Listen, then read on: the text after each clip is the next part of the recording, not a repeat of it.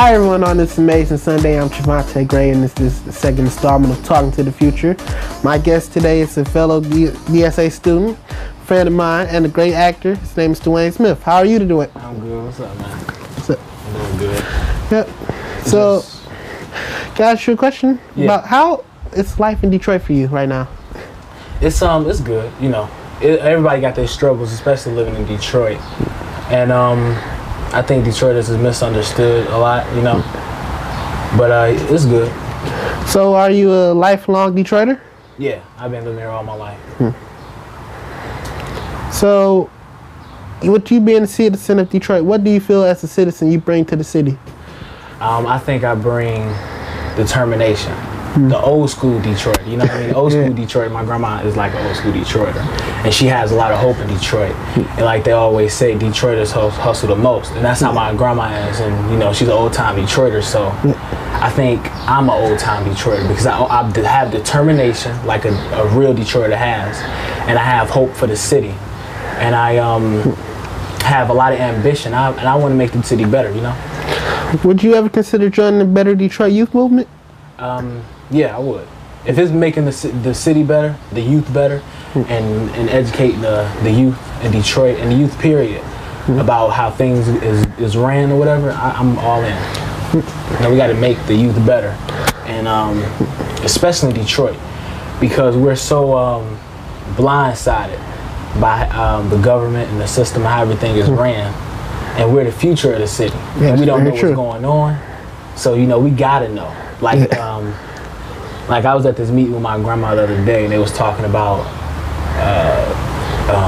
how Rick Snyder, the governor, he's taking the funding out of Detroit, out of the school systems or whatever, and is making it is destroying the school systems or whatever. And with the destroying the school system, the students can't learn. And that destroys the future. Exactly, that destroys the future. So, and when the students can't learn, the students can't excel and can't become leaders. They can't become leaders, and I think that's a big problem. I think not a lot of people know about that. The youth don't know about it. When I do talk about it to some of my classmates, it's like they look at me like I'm crazy, you know. But it's not that I'm crazy. They just don't know about it. You know, we got to let them know. Well, I can see how that formed you into the person you are today. Right, yeah. So, what made you want to become an actor? That's a hard question. I get that a lot. Every time somebody asks me about acting, that's one of the questions they ask. That's a hard question, but it's unexplainable. It's an unexplainable feeling that I get. But another reason is because I like to show people a different side of who I am. I like to make them think that I'm one way, but and then they be like, hold on, I thought he was like this, but like a magician. Like this, like make them watch this. Yeah, exactly. Like for me, when I wanted to become an actor, I wanted to become different people. It's like you become somebody else and you stuck in that character. Right. And another thing about acting is if you use acting the right way, you can also make it show truths. You know what I mean? Like go back to what I was talking about with Detroit. And I'm also write. So I plan on writing. I haven't started yet, but I plan on writing a piece about me living in Detroit, about educating people about Detroit and how it's ran, and how the system is ran, and how black youth in Detroit and black youth all around the world, around the country, is set up for traps. You know what I mean? Especially in Detroit because it's predominantly black. So what upcoming projects do you have planned? In August 30th, I have a show called Soul Custody that I'm going to be in. I play this character named Bobby Spencer, and it's written by this lady named Vanessa Lynn. She's no joke. She worked with people like Genuine, the singer. She worked with Robin Givens. She's really good. She's really good, and the script is really good. It's like it's called Soul Custody. And what it's about this lady named Pandora. She has a baby at 15, and 15 years later, her daughter is her age. And like 15 years ago when she had the baby, her mother took the baby from her, and the daughter Joy, she grew up her whole life thinking that Pandora, her mother, was her sister, and her grandmother was her mother.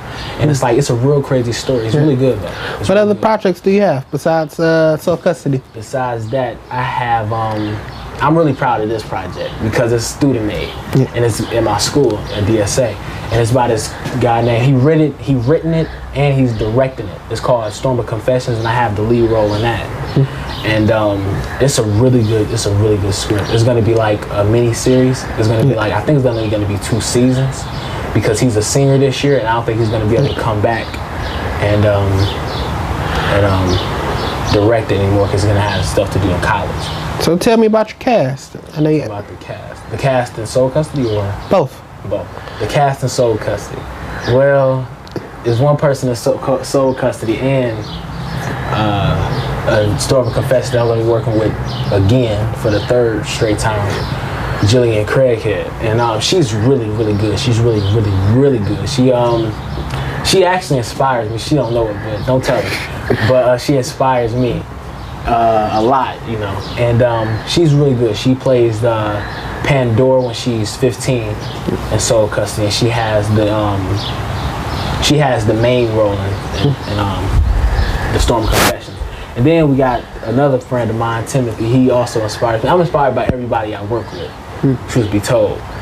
But he's really good too. He's really risen since his freshman year, last year as an actor. And he's more committed to it. He's more serious about it. He's more motivated to become better. And then we got you're in it, you know. you're in a couple episodes. And you know what you do. But then we got this girl named Katina who's gonna be also in it. Then we got Kendra. Then we got Jordan. And then this one girl was replaced, Danella. She was really good, but she's been replaced by this one girl named Brittany, and she's gonna. So speaking of acting, if you could have any iconic role, who would you play? Oh, that's easy, man. That's easy. It would be. Let me take my time when I say this. I'm just joking. But the role I want to play the most is Walter Lee in Raisin in the Sun. That part is so dynamic, and I seen Sidney Poitier did it. That's what got me interested in the character. I was like, wow, it's so good. Then I seen what's his name? P. Diddy play. P. Diddy played him. It wasn't Sidney Poitier now. But I enjoyed it as well. And then I seen a recording of it at my school. I was kind of disappointed because I ain't gonna get into that, but I seen it at my school and it made me want to do it even more. And I'm gonna be actually doing it we're gonna be doing it DSA my senior year. So I'm really excited. I'm gonna be gunning for that role. And it's just, and I think the play as a whole is very important because it speaks to today's generation. Because this is how we live in now. You know, it was made in 1955, based on a 1930 family. So what you're saying is we're going through things that happened in the past, so we're living history. Yeah, I don't think we're reliving history. I think we're still living it. We're still in that same. So it's a continuation. It's a continuation because personally, because we don't know. You know, and it's worse now because we're manipulated to believe that money, like Walter Lee character, he's money hungry. He want to feed his family though. You know what I mean? And he's trying to do whatever it takes to feed his family. So that's how we are. You know, when black people say black people is lazy, that really kills me because we do whatever we can. You know, even if it means sell drugs, we're gonna do that to feed our families. So I think that's when we are misunderstood, especially Detroiters.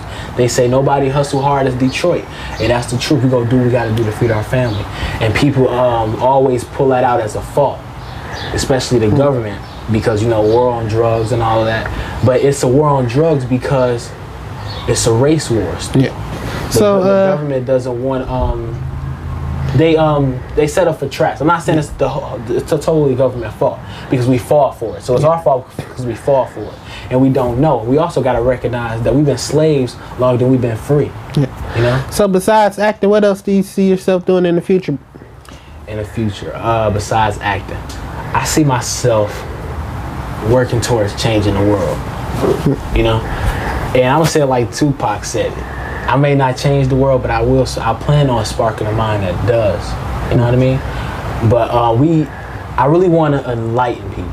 That's something I want to do besides acting. I want to capture them in with my acting. Or if I make music, if I decide to make music, music is probably easier because I think music influences people the most. Because if you look at a lot of guys' characters nowadays, it's on their music they listen to. Exactly. Like I listen to a lot of Tupac, and I'm very militant. If you look at the guy up the street, I'm not saying he listen to Chief Keef, or I'm just saying, I'm just trying to give you an example. If you listen to Chief Keef, then he's probably got a rotten mind. I'm not judging him. I'm not judging him at all, but he probably is not. It's like how you portray yourself is what you see that. Exactly. The music tells you what to be and who to be. Yeah. Your influence, and I think the system, if you like to say, figure that out, and they use that music to control people and how people feel. Because music, if you think about it, rap music is talking about money, money, money, money, females, females, females. And the black mind, the black youth, not everybody, all they want is money. So if you, and then they don't have the money because they don't got the jobs here. So if you take the money from us and all you're talking about is money, money, money, and that's the most important thing in the world is money, money, money, right? Yeah. You keep telling me you need money to do this. You need money to go to the mall. You need money to buy these shoes. You need money. But once you get it, because it's the most important thing, but I don't have it. Yeah. So I'm gonna go crazy trying to get it. Exactly. Yeah. You feel what I'm saying? Yeah, I feel you, bro. And but yeah, I just want to spread that message. I want people to understand that money is not the most important thing in the world. The most important thing in the world is love. I'm telling you, if you get more out of people with love than you do with money. That's real. If you want respect, love. You can't buy respect. If you give respect, you can get respect. You can't buy love. You can only get love through love. That's the only thing. And we confused by that. And we let money control us. We're slaves to money. We're slaves to materialistic type of things. So that's the message that I would love to spread, and I want to spread. So I can only spread with as an actor, is there any advice you would give to younger youth out there that want to become an actor or go into the same field that you're striving to go into? Yeah, actually, yeah. The advice I would give them is make sure acting is what you want to do. Don't watch High School Musical. That's how I got into acting. But don't watch High School Musical and be like, ooh, I want to act because it looks fun.